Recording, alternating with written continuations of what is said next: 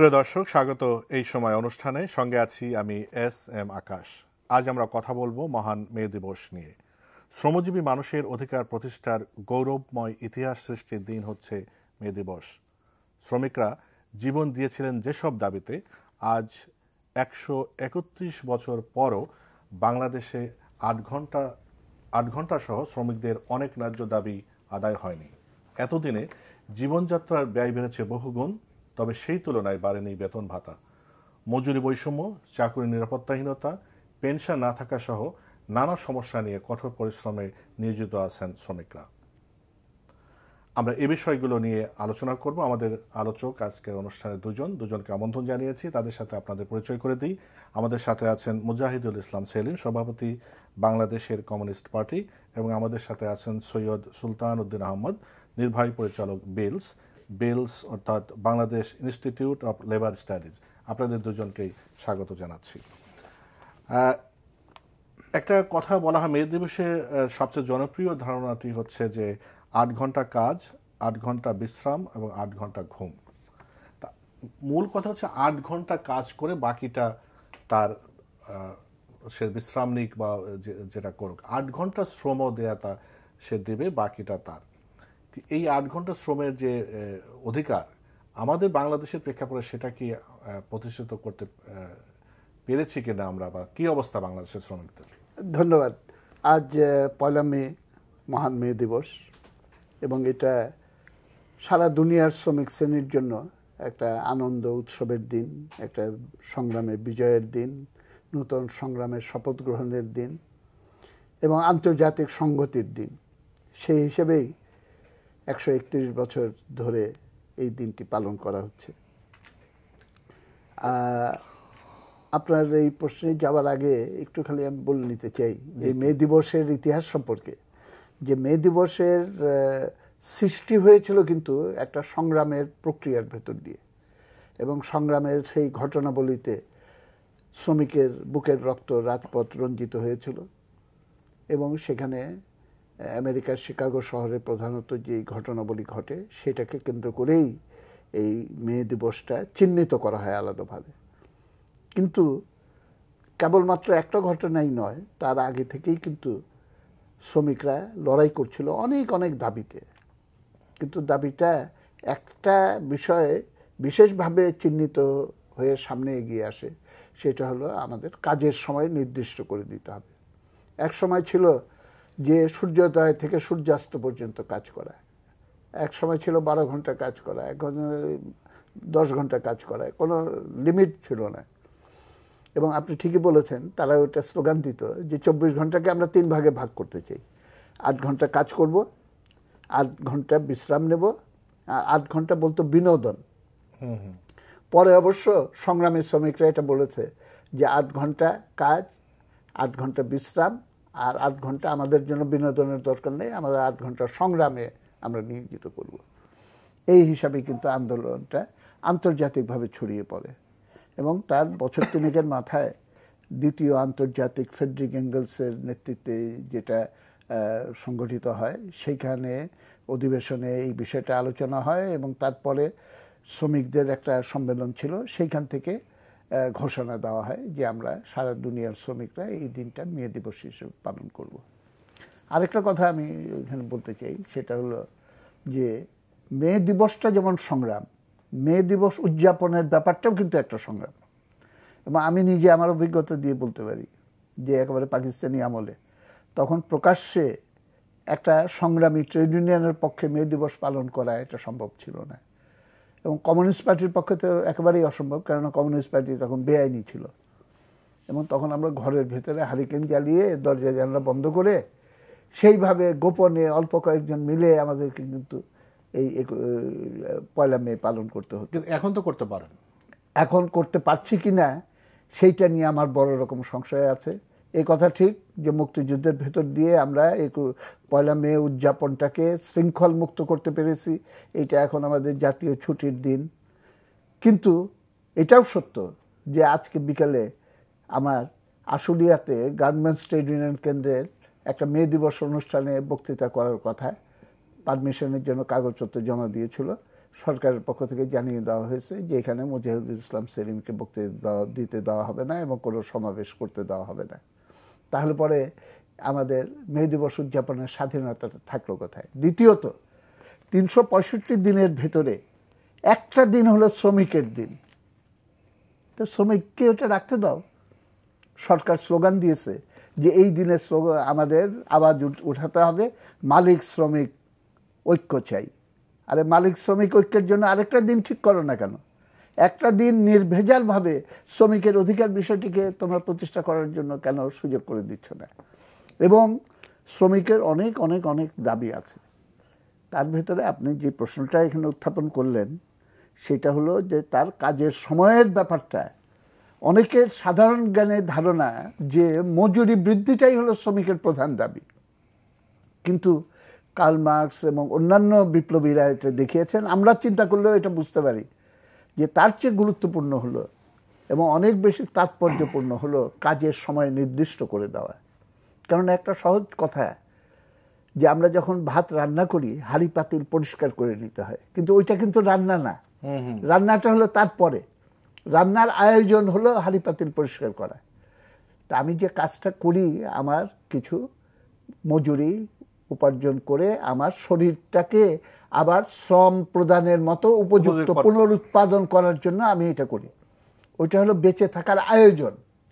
তাহলে বেঁচে থাকাটা কোথায়? আপনি বেঁচে থাকার আয়োজন করতেই যদি সময় চলে যায় তাহলে বেঁচে থাকার ব্যাপারটা কখন আসবে?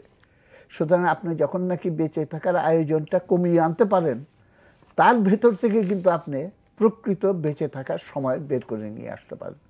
এবং এই উপলব্ধিটা শ্রমিকের ভেতরে আসা মানে হলো তাকে একটা উন্নত চেতনায় নিয়ে যাওয়া, যেটা তাকে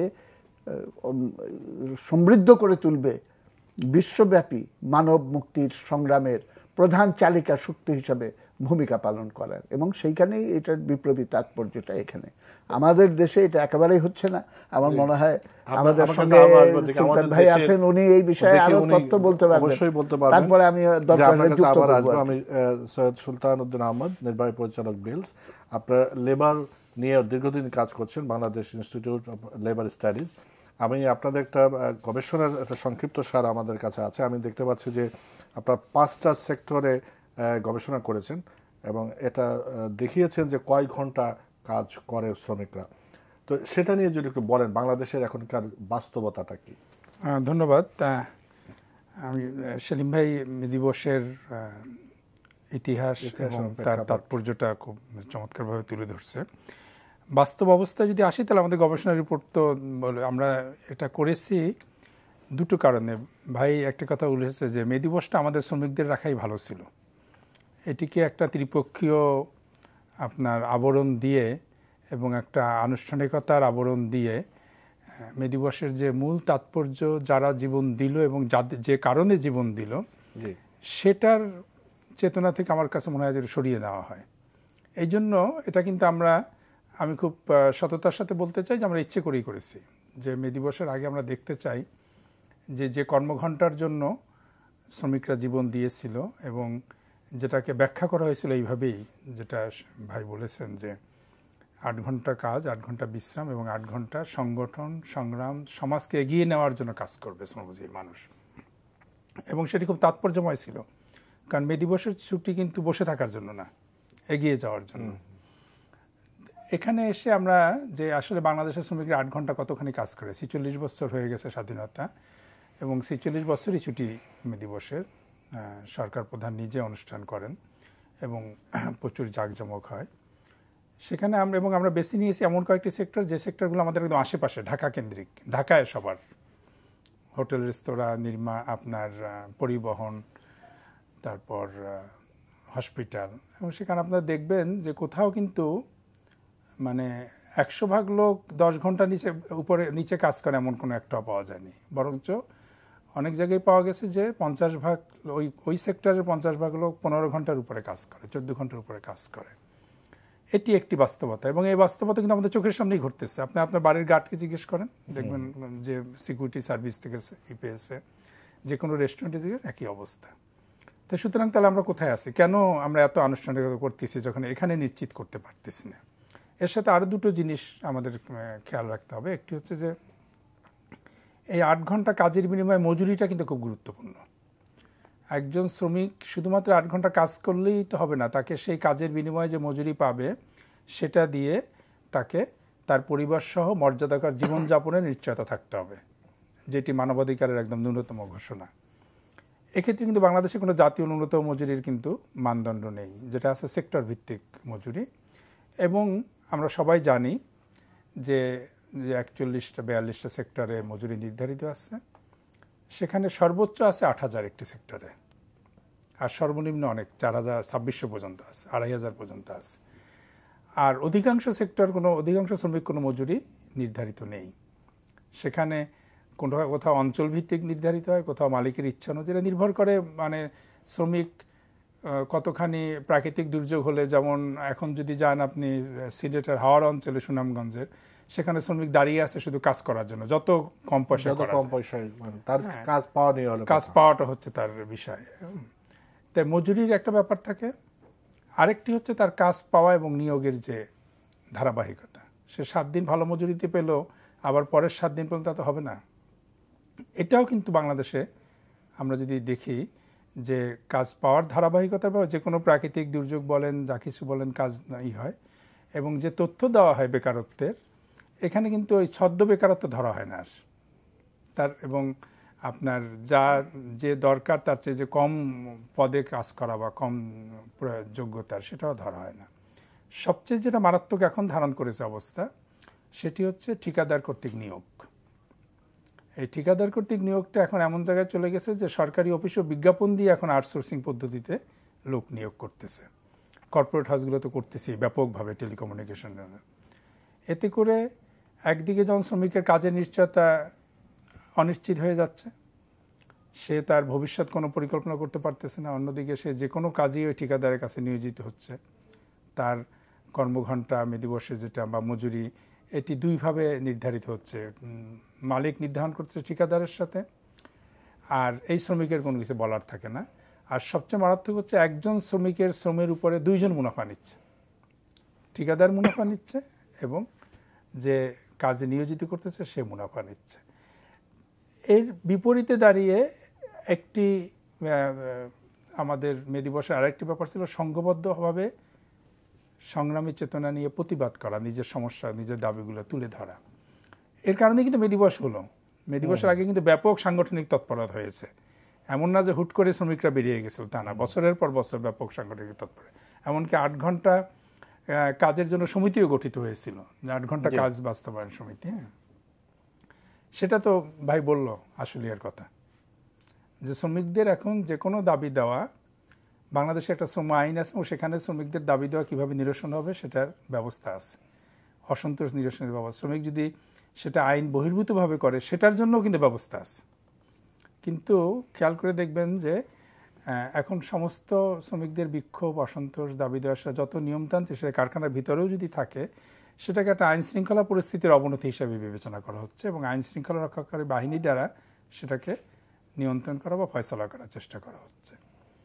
অর্থাৎ বাস্তব অবস্থা যদি আমরা এই 4টা জিনিসই ধরি, কর্মঘণ্টা, মজুরি, নিয়োগের স্থায়িত্ব এবং তার অসন্তোষ প্রকাশ বা সংঘবদ্ধভাবে তার দাবি প্রকাশের যে অধিকার, যেটি একদম মে দিবসের প্রাণের দাবি ছিল এবং যার মাধ্যমেই মে দিবস হয়েছে, এবং সেখান থেকে মে দিবস আন্তর্জাতিক সংহতি দিবস হয়েছে, দুনিয়ার মসজিদের এক হওয়া স্লোগান হয়েছে। আজকে যে আমরা আন্তর্জাতিকীকরণ দেখতেছি, এরও কিন্তু এক ধরনের সূচনা মে দিবস থেকে, যদিও তার আগে আন্তর্জাতিক আন্দোলন অনেকগুলো ছিল, কিন্তু মে দিবসে দুনিয়ার মসজিদের এক হওয়া এই স্লোগান কিন্তু কোনোদিনই পুরনো হয়নি 100 এত বছরে। এর কারণেই হচ্ছে এর মধ্যে একটা আন্তর্জাতিকতার এবং সংগতির বীজ ছিল। সব মিলিয়ে আমি বলবো যে ক্রমান্বয়ে আমরা একটু শ্রমজীবী মানুষ, যদিও আমরা আনুষ্ঠানিকতার পরিমাণ বেড়েছে, কিন্তু মে দিবসের চেতনার মানদণ্ডে বিচার করলে মনে হয় পিছনে হাঁটছে। এই যে কথাটা বললেন যে আনুষ্ঠানিকতা বেড়েছে, কিন্তু যদি মানদণ্ডে আমরা বিচার করি সেটা পিছনের দিকে হাঁটছে, এবং বেশ অনেকগুলো প্রসঙ্গ বা পয়েন্ট, 4টা পয়েন্ট সুন্দরভাবে উনি তুলেছেন। শ্রমিক আন্দোলন নিয়ে আপনারা কথা বলেন, আপনারা যারা বিশেষ করে বাম রাজনৈতিক সংগঠন যেগুলো, তারা সোচ্চার, আপনার এছাড়া আরো অনেকগুলো সংগঠন আছে যারা শ্রমিক আন্দোলন নিয়ে কথা বলছে, কিন্তু কেন আমরা পিছনের দিকে যাচ্ছি তাহলে? শ্রম আইন হলো, শ্রম আইন নিয়ে যদি আপনার কোনো কথা থাকে সেটা বলবেন। ন্যূনতম মজুরি নির্ধারণের নিয়ে বিষয় আছে, সরকারের সাথে এর আগে অনেকবার দিন দরবার হয়েছে, কিন্তু আমরা বিভিন্ন সংগঠনের এই দিন দরবার দেখি, কিন্তু আলটিমেটলি যে ফলাফলটা আমরা দেখি সেটা শ্রমিক বান্ধব হয় বলে কি আপনি মনে করেন? না, দেখুন, সমস্ত ব্যাপারটাই গোড়ায় গলন। আমরা যখন ব্রিটিশের অধীনে ছিলাম তখন এইখানে যে শাসন পরিচালনা করা হতো সেটার উদ্দেশ্য কী ছিল? ব্রিটিশ ঔপনিবেশিক শাসকদের স্বার্থ রক্ষা করা এবং আমাদের এই ভূখণ্ড থেকে সহায় সম্পদ সেগুলো নানা কায়দা কানুন এবং তাদের তৈরি আইনের ধারা অনুযায়ী আইনের খোলস পরিয়ে তারা সম্পদ পাচার করে নিয়ে তাদের সাম্রাজ্যের শক্তি এবং শ্রীবৃদ্ধি তারা ঘটানোর চেষ্টা করত। এবং সেটা করার জন্য তার মেকানিজমটাকে ঠিক রাখার উদ্দেশ্যে কিছুটা শিক্ষা দেওয়া, কিছুটা রেল লাইন করা, কিছুটা যেটুক না দিলেই নয়, সেই ধরনের একটা প্রক্রিয়ার ভেতরে ছিল। পাকিস্তানে আমলে আমরা দেখলাম যে একটা মিথ্যা স্বাধীনতা আমাদেরকে দেওয়া হয়েছে, ভুয়া স্বাধীনতা। একদিকে সাম্রাজ্যবাদের শোষণ, অর্থনৈতিক শোষণ অব্যাহত ছিল, সঙ্গে সঙ্গে আমাদের রাষ্ট্রের জনগণের মৌলিক অধিকার, নাগরিক হিসাবে প্রত্যেকের যে সমান অধিকার, সেটাকে ক্ষুণ্ণ করে সাম্প্রদায়িকতার ভিত্তিতে রাষ্ট্রটা পরিচালনা করা হতো। এবং সেইখানে অর্থনৈতিক নীতিটাই ছিল এরকম যে সম্পদ কেবলমাত্র পাঞ্জাবি পুঁজিপতিদের হাতে, আমরা বলতাম 22 পরিবার, তার হাতেই সমস্যাটা কেন্দ্রীভূত হওয়ার উদ্দেশ্যে রাষ্ট্রের নীতি পরিচালিত হতো, তাই না? আমাদের এখানে শোষণের প্রক্রিয়াটাকে বহাল রাখা। আমরা তো এখন পাকিস্তান সেই যুগ পেরিয়ে, সেটাই আমার কথা। সেটা বিরুদ্ধে লড়াই করে আমরা কিন্তু শ্রমিকের রাজ, শ্রমিক কৃষক রাজ কায়েম করা তথা সমাজতন্ত্রকে আমাদের রাষ্ট্রীয় মূলনীতির অন্যতম মূলনীতি হিসেবে গ্রহণ করে আমরা কিন্তু দেশকে স্বাধীন করে আমাদের যাত্রা শুরু করেছিলাম। কিন্তু সেই পথ পরিত্যাগ করা হয়েছে। আওয়ামী লীগও সেই পথে নাই, বিএনপি তো নাই। আর জিয়াউর রহমান, এরশাদের কথা আমরা আর বলার অপেক্ষা রাখে না। তারাই তো মূল ক্রীড়নক যারা এই দিক পরিবর্তন করলো। এবং এখনকার রাজনৈতিক অর্থনৈতিক দর্শনটা কি? দর্শন হলো বাজার অর্থনীতির। এবং এটার ভেতর দিয়ে যেই থিওরি দেওয়া হয় যে আমাদের দেশের উন্নয়ন করতে হলে পরে কিছু লোকের হাতে সম্পদ কেন্দ্রীভূত করতে হবে, এবং সেটা করতে পারলে এক সময় চুইয়ে পড়তে পড়তে সাধারণ নিচের তলার মানুষের কাছে যাবে। এটাকে বলে ট্রিকল ডাউন ইকোনমি। এই পলিসির উপরে চলছে এবং এইটার জন্য বিনিয়ন্ত্রণ, বিরাষ্ট্রীয়করণ ইত্যাদি ধারার ভিতরে চলছে। ওর জন্য বলা হচ্ছে আমাদের রাষ্ট্র হলো বিনিয়োগ বান্ধব। এখন আমি একটা প্রশ্ন করতে চাই আপনাকে, যে বিনিয়োগ বাংলাদেশের সবচেয়ে সংখ্যাগুরু বিনিয়োগকারী কারা বা কে? কোনটা শক্তিশালী বিনিয়োগকারী কে? কেউ হয়তো বলবে যে 1000 কোটি টাকার মালিক অমুক সালমান রহমান, অমুক রহমান, এটা সেটা অনেক নাম বলবে, কিন্তু আসল প্রশ্নের জবাব দেয় না। সবচেয়ে বেশি বিনিয়োগকারী হলো আমাদের গরিব কৃষক, সাধারণ মধ্য কৃষক। তাদেরকে বিনিয়োগকারী মনে করে আমাদের রাষ্ট্রীয় নীতি কিন্তু গ্রহণ করা হয় না। বিনিয়োগকারী বলতে কিন্তু বোঝায় লুটপাটকারী সেই কোটিপতির দল। এবং সেই একটা মানে ভুয়া তত্ত্বের উপর ভিত্তি করে যখন উন্নয়নের দর্শনটা প্রতিষ্ঠিত হয় এবং অর্থনীতি সেই ধারায় চলতে থাকে, তাহলে পরে বাংলাদেশকে উন্নতি করার জন্য যেমন একটা যুক্তি দেওয়া হয় যে আমরা আন্তর্জাতিক বাজারে যদি টিকে থাকতে চাই, আমি অর্থনীতির ছাত্র, অর্থনীতির একটা থিওরি আছে, থিওরি অফ কম্পারেটিভ অ্যাডভান্টেজ। আন্তর্জাতিক বাণিজ্যে যেই দেশের যেখানে আপেক্ষিক সুবিধাজনক অবস্থান আছে সেইটাকে ব্যবহার করে সে কিন্তু আন্তর্জাতিক বাণিজ্যে তার প্রাধান্যটা স্থাপন করতে পারে। বাংলাদেশের আপেক্ষিক সুবিধাটা হলো আমাদের অল্প দামের শ্রম। ওর জন্য আমার শ্রম এবং মজুরির হার যত কম রাখতে পারি এবং তাকে দিয়ে যত বেশি ঘন্টা আমি কাজ করিয়ে নিতে পারি, এবং আইনে আইএলওকে সন্তুষ্ট রাখার জন্য আমি হয়তো বললাম যে 8 ঘন্টা কাজের একটা আইন করা হয়েছে, কিন্তু তারা বেতন এত কম দিবে যে আপনাকে সংসার নিয়ে বেঁচে থাকতে হলে আপনাকে ওভারটাইম না করে আপনি কিন্তু বাঁচতে পারবেন না। আপনাকে ইনডাইরেক্টলি ওভারটাইমের কাজটাকে অপশনাল, আপনার ইচ্ছার উপরে নির্ভর না করে আপনাকে কিন্তু বাধ্যতামূলকভাবে আপনার আবশ্যক কাজের ভেতরে এটা ঢুকিয়ে দেওয়া হচ্ছে।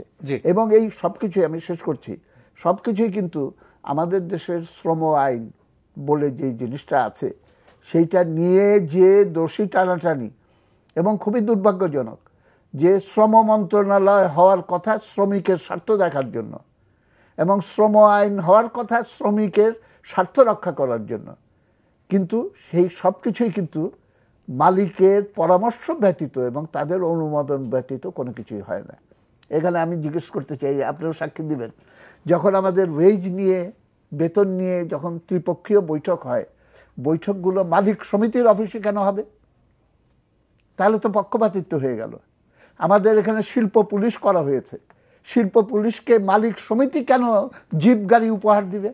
তাহলে তো একটা পক্ষ তারা এই শক্তিটাকে তার স্বার্থে ব্যবহার করার সুযোগ পেয়ে যাচ্ছে। সুতরাং পুরা রাষ্ট্রটা এখন শ্রমিকের বৈরী রাষ্ট্রে পরিণত হয়েছে।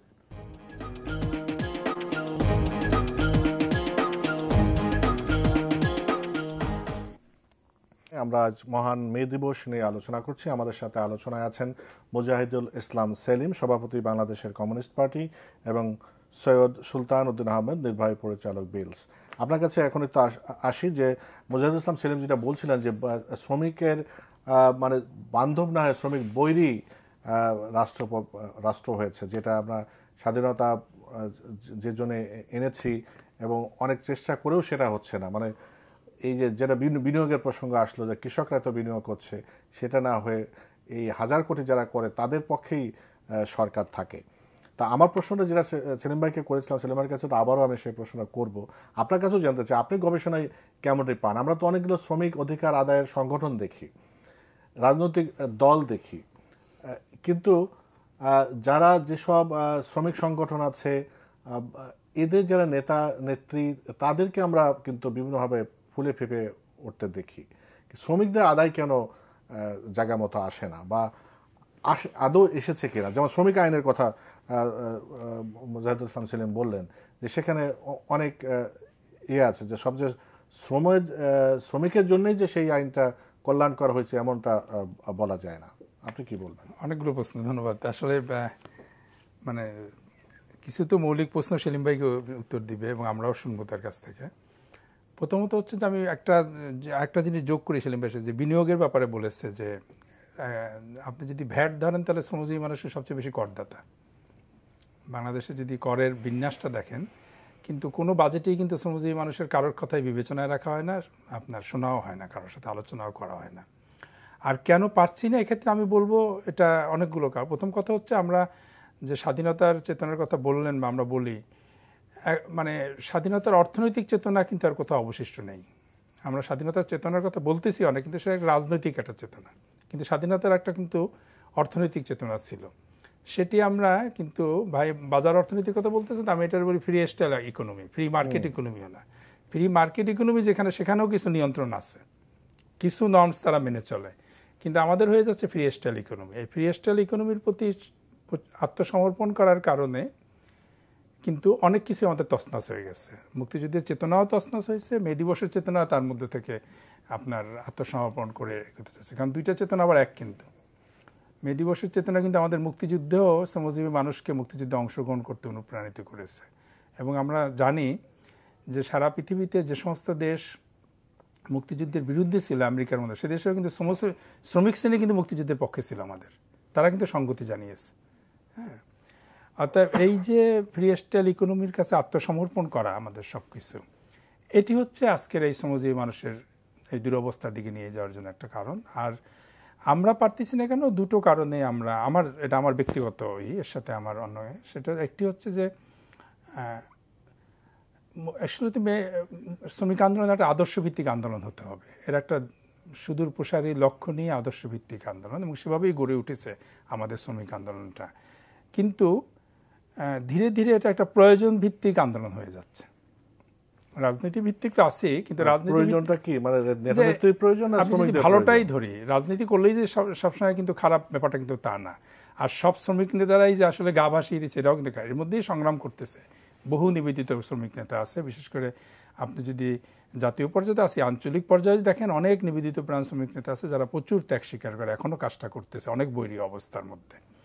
কিন্তু শক্তভাবে দাঁড়া দেওয়ার বড় কারণ হচ্ছে যে একটা মানে শ্রমজীবী মানুষের চূড়ান্ত মুক্তির লক্ষ্যে আন্দোলনকে এগিয়ে নিয়ে যাওয়া এবং তার ধারাবাহিকতায় পথে পথে তার দাবি দেওয়াগুলো আদায় করার যে সংগ্রাম, এটি এখন কিন্তু নেই। যার জন্য ওই প্রচণ্ড সংগ্রামী চেতনা কিন্তু আসতেছে না, প্রচণ্ড ঝুঁকি নেওয়ার কাজটা কিন্তু হচ্ছে না। আবার প্রয়োজনটা যে কোনো কারণে যে কোনোভাবেই প্রয়োজন পূরণের দিকে যাচ্ছে, কখনো তদবির, কখনো একটু আন্দোলন করে অল্পে সন্তুষ্টি, কখনো একটু আন্তর্জাতিক চাপ, এভাবেই জিনিসটা হয়ে রাজনৈতিক আপনার আপোষ। এটি আরেকটি কৌশলগত ব্যাপার যে এই মার্কেট ইকোনমির বাজার অর্থনীতির কাছে পুরোপুরি আত্মসমর্পণের কারণে আমাদের শিল্প জগতে একটা বড় পরিবর্তন চলে আসছে।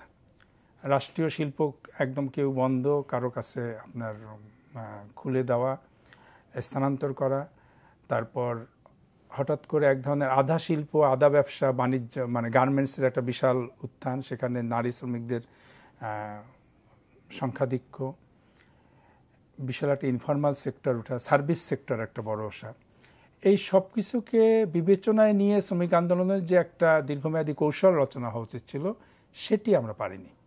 জি, আমার কাছে মনে হয় এটা একটা বড় কারণ ছিল আমাদের। হয়তো অনেক কিছু আপনার আছে বলার, তো আমরা আমাদের সময় যেহেতু কম, মূল পয়েন্টগুলো আমাদের এটা আলোচনা করতে হবে। যেটা সুলতান আহমেদ বললেন যে এই যে ধারাবাহিকভাবে আন্দোলন করা, যে দাবিটা আদায় করা, সেই যদি আমরা সে আগের কথা বলি, তারা রক্ত দিয়ে দাবিটা আদায় করেছেন, এতদিনেও কিন্তু সেটা হলো না।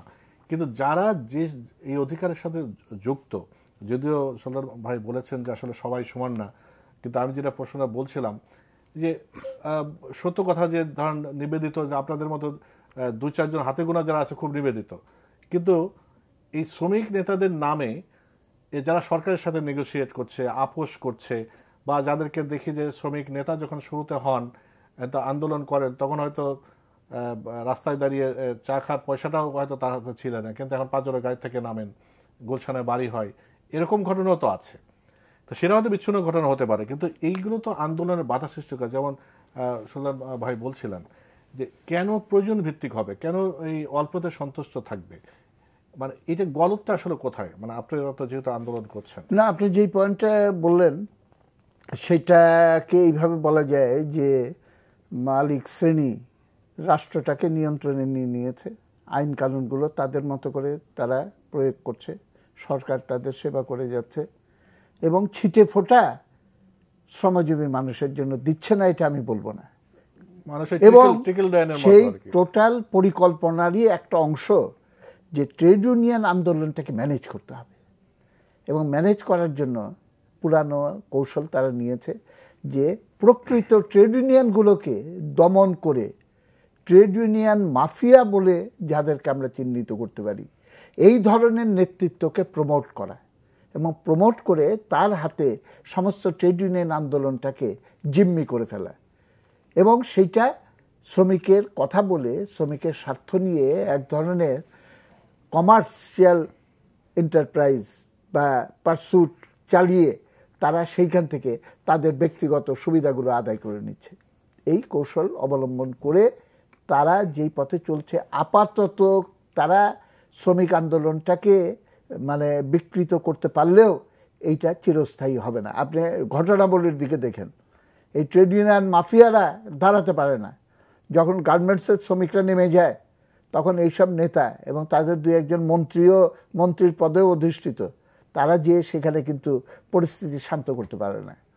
সুতরাং ঘুরে ফিরে শ্রমিকদের যে শক্তির যে প্রাধান্য, সেইটা কিন্তু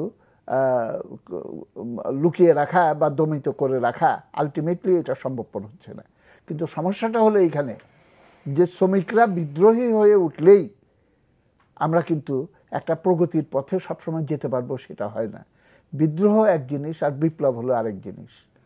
সুতরাং শ্রমিকরা বিদ্রোহ করে তারা গাড়ি চুরি ভাঙচুর করলো, কারখানা ভেঙে দিল, আগুন দিল। আমাদের শ্রমিক আন্দোলনের অতীত ইতিহাস দেখলে প্রথম যুগে এরকমই ছিল। পরবর্তীকালে মালিকরাই তাদের অভিজ্ঞতা থেকে বুঝতে পেরেছে যে এই অবস্থা থেকে বের হয়ে আসতে হলে একটা গণতান্ত্রিক ট্রেড ইউনিয়ন অধিকার থাকা প্রয়োজন। আমাদের এখানকার মালিকরা ইতিহাস থেকে শিক্ষা নেয় না, তারা একেবারে নাকের সামনের নগদ সুবিধাটার প্রতি এত বেশি আকৃষ্ট হয়ে বসে আছে যে এইটা যে তাদের জন্য সর্বনাশ ডেকে আনবে এবং শিল্পকে ধ্বংস করে দিবে, সেই জায়গাটা তারা বুঝতে পারছে না। আর লাস্ট আমি বলতে চাই যে ইতিহাস তো শেষ হয়নি।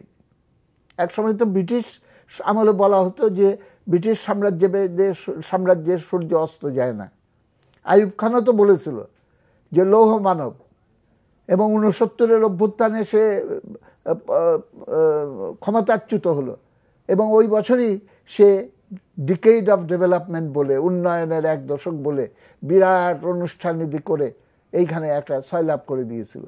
সুতরাং ইতিহাসটা এখনো শেষ হয়নি এবং ধীরে ধীরে সেই আয়োজন কিন্তু ঘরে ঘরে প্রস্তুত হচ্ছে, যেটার ভেতর দিয়ে আমরা আমাদের হারানো অধিকারগুলোকে আবার পুনরুদ্ধার করব। শুধু তাই না, আমরা নতুন করে আমাদের মুক্তিযুদ্ধের ভেতর দিয়ে যে আকাঙ্ক্ষাগুলো প্রতিফলিত হয়েছিল এবং তার ভেতরে শোষণমুক্ত সমাজের কথা ছিল, সেইখানে প্রত্যেকটা শ্রমিককে, তার প্রত্যেকটা নাগরিককে তার সাধ্যমতো কাজ করো এবং কাজের পরিমাণ অনুযায়ী তার যাতে সুবিধা সে পায়, এইটা আমাদের সাংবিধানিক নিশ্চয়তার একটা অঙ্গ।